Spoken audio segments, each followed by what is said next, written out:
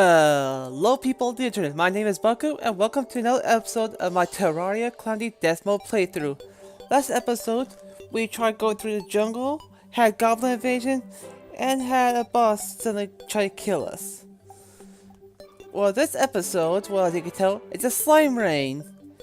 And I got something to admit. The audio for this episode actually got... well, I guess my speaking thing did not record my audio properly, so now I'm actually speaking over it, and I'm trying my best to explain it as things go on.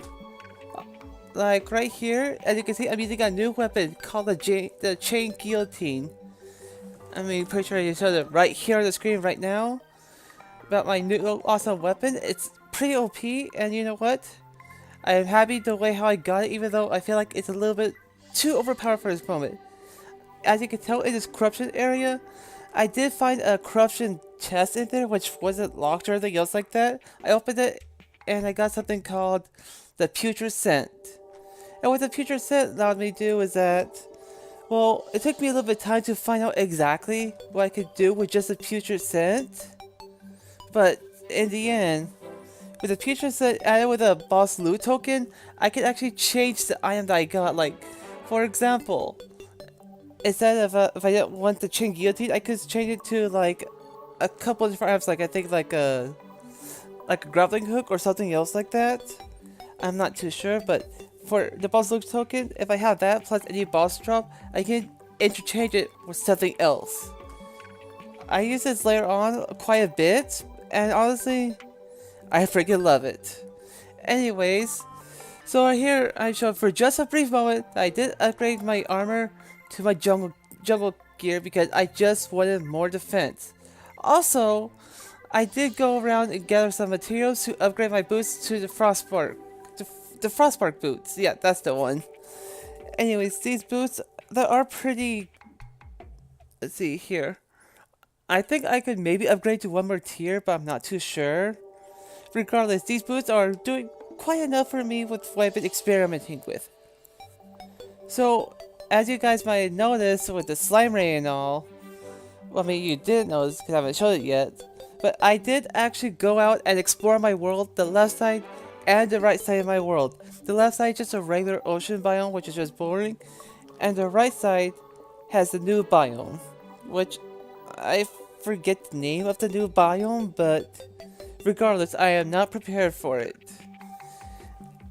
Anyway, so I'm going to go ahead and just jump to when the key slime actually is summoned, and I'll let you guys watch that.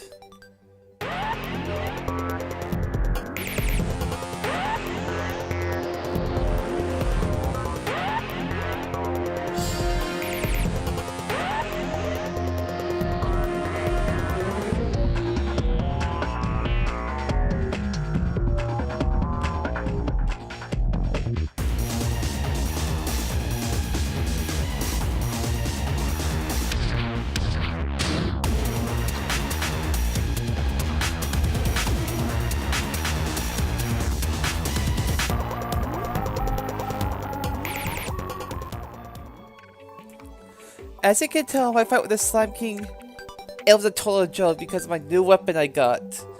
Like I said, it was overpowered, but regardless, I was still prepared for this fight.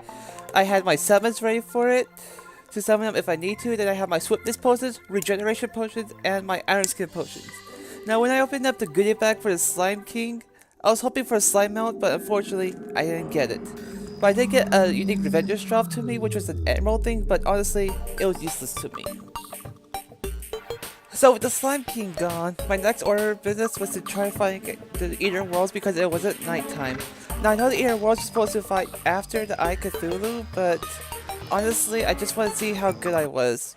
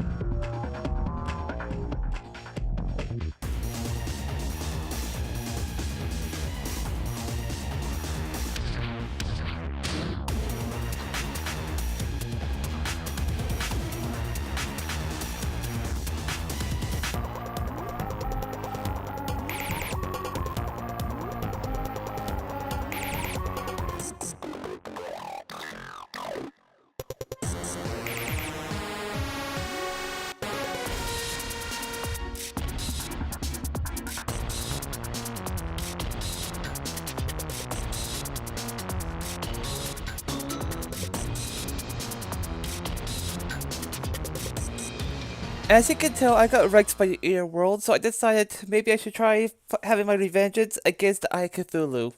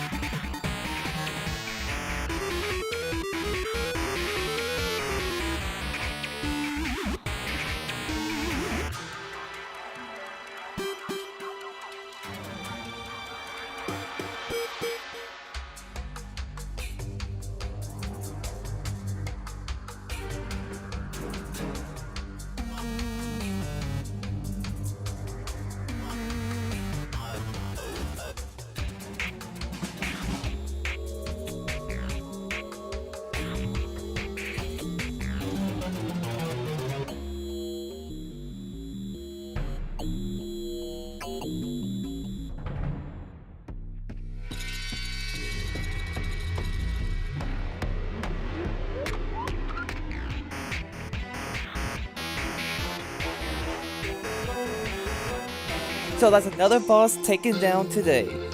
Now, my plan against the Eye Cthulhu was whittle down its health down to about 10,000 or so.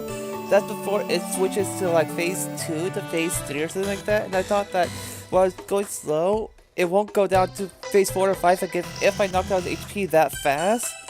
But I was wrong because soon after when you saw his HP going down and down more and more, and then you try to go fast. Yeah, that was sort of hard for me to aim my attack at, but hey, I managed to kill it, and I was happy about that. Anyways, this Blood Moon over here was a pain in the butt for me, so I decided to just see what the Eye Cthulhu gave me. Now, his unique revenge drop was something called the Counter Scarf, which sounded very interesting to me. I mean, it's basically a dash and a dodge all at once, and even when the dodge is on cooldown, I can still dash, which I just love. I mean, otherwise, in the normal bag, it'd give me the Shield Cthulhu, which is a dash patch, which actually does physical damage, but I wanted to try something different because I always use the Shield Cthulhu. So once this Blood Moon was over, I decided to head over to my next boss to fight. As you can see, I went into the desert biome to fight one obvious boss. Now we've killed this boss in the other world, but unfortunately that was a different world, so that didn't count, so that means I had to kill him again in this world.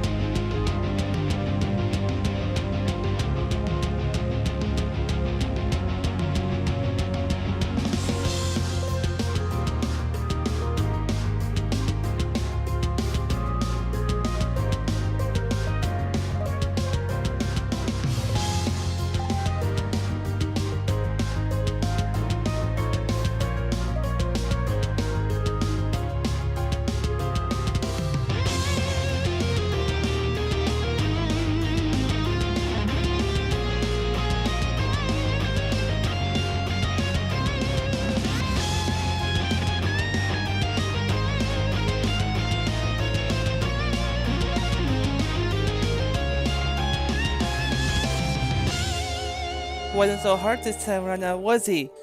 So my plan for this one was simple. Wait till adrenaline is full, and then just kill him. Just straight out like that. So anyway, so I opened up the desert bag from the Desert Scourge, and I got pretty much the same stuff, except for he gave me something extra. It's like a 10% drop for an arrow stone. Now what the arrow stone is, it's a item that can turn into something much bigger. I believe it's called the Heart of the Elements. Now, most of the items from the Heart of the Element require boss drops, so I'm not sure if I'm actually going to go for it, but it'll be a lot of grinding if I do. So with the Desert Scourge out of the way, I figured it was time for us to go and fight a new boss. Now, this boss I mentioned once before, but in order to get the stuff for the boss fight, I'm going to need some glowing mushrooms. Luckily for me, since I defeated the Eye Cthulhu, 2 new NPCs showed up because the Alchemist mod.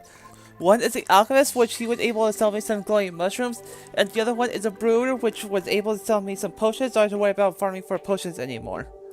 So with that, I got everything I need to fight this boss.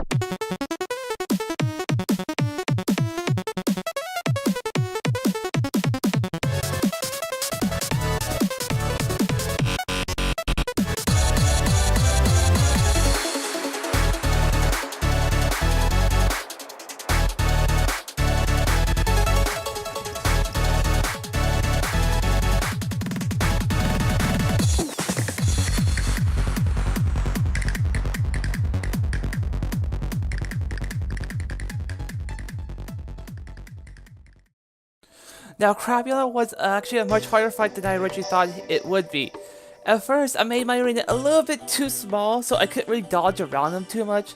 So then I decided to expand it, and after I did that, it only took a few tries before I was able to win and kill him. Now, when I decided to open up the goodie bag from Crabulon, I actually got an accessory called the Fungal Cap, which is basically a mini Crabulon thing that goes around stealing HPs from enemies, and he also gave me something very important. He gave me a Mushroom Plasma Root that, once I consumed it, it apparently made my Rage mode do more damage, and since I'm in Death mode, I get an 8% increased damage instead of 20. After that, I decided to read the lore, but right now, I have actually all I'm saying because I'm just voicing over it, so I'll just leave it here in case you want to read it. So hopefully my next video has this from like it did for this one. So I'll see you guys next time. Take care.